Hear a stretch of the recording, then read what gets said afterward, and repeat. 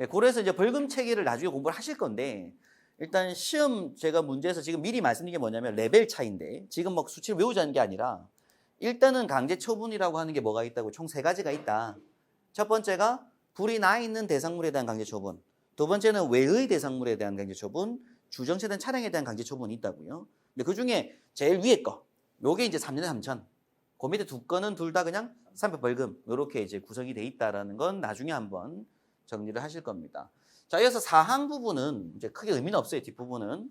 본부장, 서장, 대장은 사망에 따른 소방활동에 방해가 되는 주차 또는 정차된 차량이 있으면 그 제거나 이동을 위하여 관할 지방자치단체 등 관련 기관에 견인 차량과 인력 등에 대한 지원을 요청할 수가 있고 요청받은 관련 기관장은 정당한 사유가 없으면 이 협조해야 되고 요때 이제 시도지사가 결국에 비용은 무조건 누가 낸다. 시도지사가 견인 차량과 인력 등을 지원한 자에게 시도 조례로 정하는 바에 따라 비용을 지급할 수 있다라고 합니다.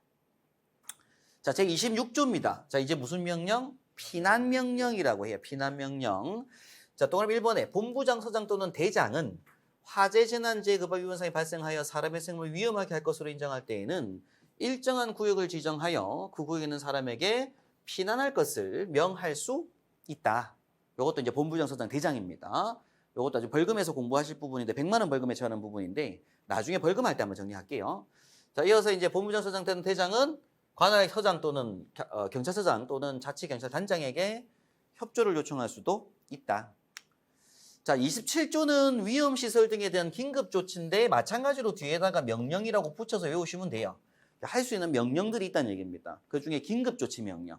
자, 긴급조치 명령이란 뜻이 뭐냐면 가스가 들어오고 수도시설이 막 들어오고 전기가 들어오는 거예요. 한전연락에 해서 뭐 할 수 있다. 전기를 차단시킬 수도 있고 가스를 막을 수도 있고 긴급조치라고 합니다. 자, 그래서 본부장, 서장 또는 대장은 화재 진압 등 소방활동을 위하여 필요한 때에는 소방용수 외에 댐, 저수지 또는 수영장 등의 물을 사용하거나 수도 개폐 장치 등을 조작할 수가 있고요. 인근의 다른 어떤. 그리고 이번에 이때는 무슨 얘기냐면은 다른 소유자가 있는 어떤 개인 소유의 물을 쓸 수도 있다는 얘기입니다. 일단 쓸 수 있어요. 그럼 그 이후에 보상은 당연히 누가 하겠어요? 시도지사가 보상할 거예요. 뒤에 가서.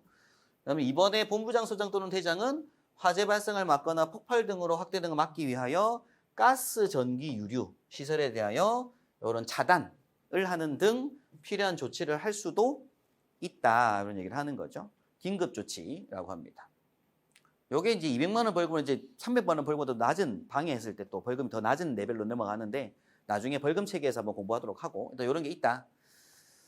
그 다음에 이어서 이제 27조 2번, 여기 뒤에 신설된 부분인데 소방대원들은 16조 1항에 따른 소방활동 또는 생활안전활동을 방해를 하는 한 사람에게 그러니까 우리 앞에 공부했지만 앞선 시간에 공부했지만 소방활동이 있었고 소방지원활동이 있고 생활안전활동이 있다고 했잖아요. 소방지원활동이라고 하는 걸 방해한 자에 대한 벌금 벌칙은 없어요. 그런데 이제 소방활동과 생활안전활동은 하는데 그걸 방해한 사람은 벌금 벌칙이 있고 어때 이렇게 하는 경고를 하고 뭐 행위를 제지할 수도 있다.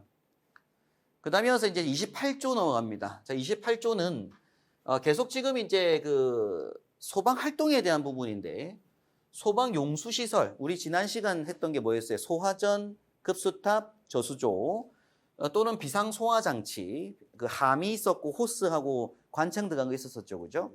이런 것들을 사용 금지 등이라고 해서 누구든지 다음 각호 어느 하나에 해당하는 행위를 해서는 안 된다. 요것도 나중에 보겠지만 5년에 5천만 원 벌금에 처할 수 있는 제일 큰 벌금 벌칙이거든요.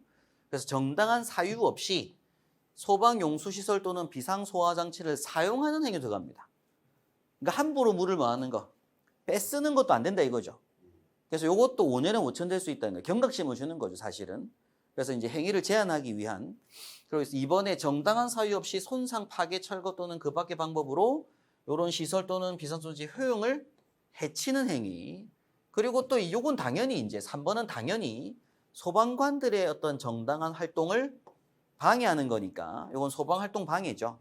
그러니까 5년에 5천으로 볼 수 있는 건데 함부로 뭐 하는 것도 사용하는 것도 징벌적 범위에서 5년에 5천으로 있다. 그래서 사람들이 이제 경각심을 줘서 쓰지 않도록 하겠다. 뭐 이런 얘기죠.